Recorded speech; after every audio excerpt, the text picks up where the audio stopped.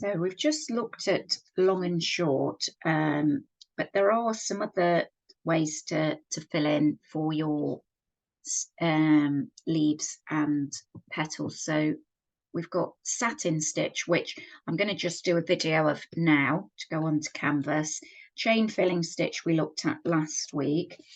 And just to show you here, for the stem stitch that we did on the first week as just a single line, this can also be used as a filling stitch like the chain stitch is.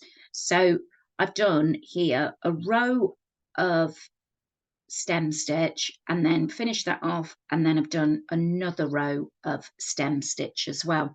So just to show you then the idea with the stem stitch there, I would do the same again of just doing a line of stem stitch now right under each row that I do, and that's another way of filling in a shape. I know some of you have used this before. This can look quite nice on as a sort of tree bark as well, the sort of texture that it gives and the lines.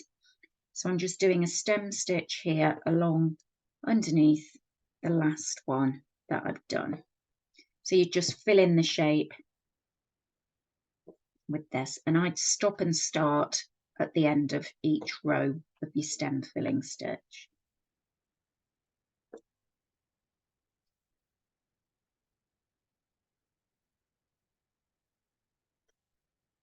And it will add a bit more texture like that of your long and short stitch.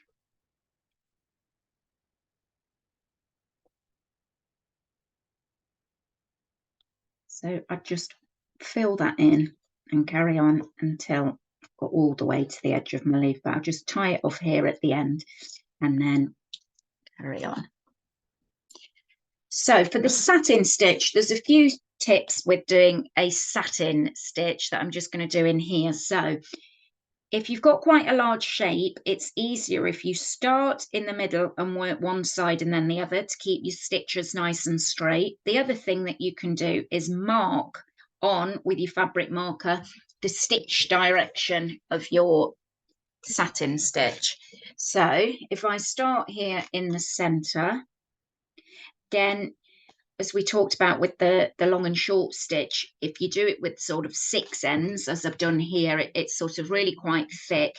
It doesn't always lie as flat as using 3 or 2 ends, but it's nice and bold. So it depends what look you're going for. It'll look a little bit more delicate if you use 2 or 3 ends like I've got here. So I've started here and I'm going top to bottom, and now I'm going back up to the top where I just next to where I was, and I'm going to go top to bottom again. So the satin stitch uses a lot of your thread up.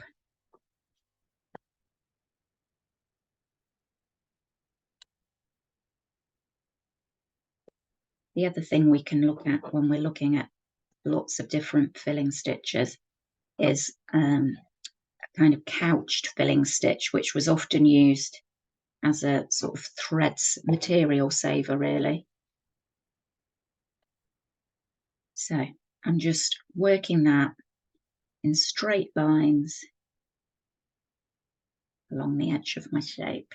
A lot of people like to do a back stitch round the edge, or even a stem stitch round the edge of their shape before they start, because they find it is easier to sort of get that crisp edge round the edge of your shape.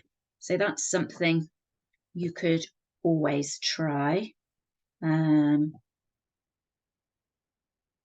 So I'll do all the way to the edge of this one, and then I'll go back to the beginning and go down the other side. If you are doing a sampler as well, perhaps try half of your shape where you've just marked the edge and the other side where you've done a back stitch edge round, and see which way you find neater. So I'll go back to the beginning. Another thing to just make your stitching a bit more padded is sometimes people would do a a seed stitch to start with, a scattering of seed stitches, or lots of little stitches in different directions, perhaps with 6 ends of your thread, to just give a bit more of a 3D feel to your satin stitch, to just give it that little bit more padding. Could be a way to do that. So that is an option. You'd fill in all the shape with your seed stitches and then do your satin stitch over the top. So now I'll work down the other side, top to bottom, top to bottom. So your stitching looks the same on the front as the back.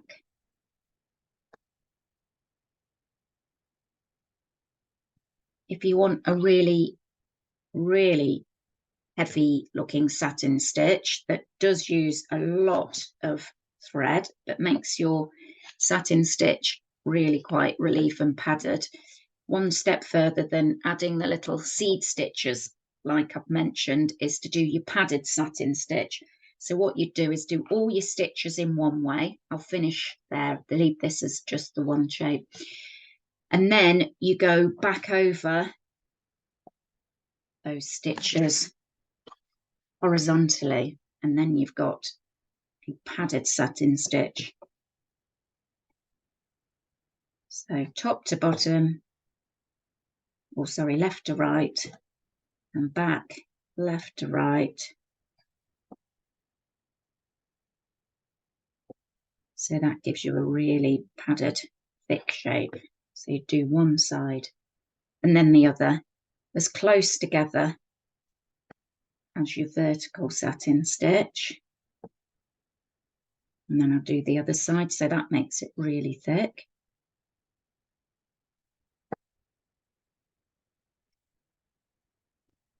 Just to mention also, the thread saving stitch for a satin stitch is to do a surface satin stitch, which I've always found does look really quite slack, because you've not got your threads on the back as well as the front. Your threads can look quite loose, but the surface satin stitch was often used to save on thread. So you do the same again, the top to the bottom, but rather than then going back up to the top, you just come up next to. So actually all the thread is on the front. You've just got small stitches on the back. For a really small shape, that might work to do a surface satin stitch, but it doesn't create quite the same tension across your satin stitch as when you go round the back as well. So top to bottom, bottom to top. So you can see there on the back, I've just got these very small stitches, which was a way of saving on thread. So you might like to try, there's quite a few options there for trying your satin stitch. And see which you prefer. Oops, I've just come up the same hole I've gone in there. And back up next to that. It can sometimes just feel a bit slack this way once you take your hoop off. These stitches can seem a bit looser, but on a small shape, it's not too bad. So that's the various different ways of doing your satin stitch.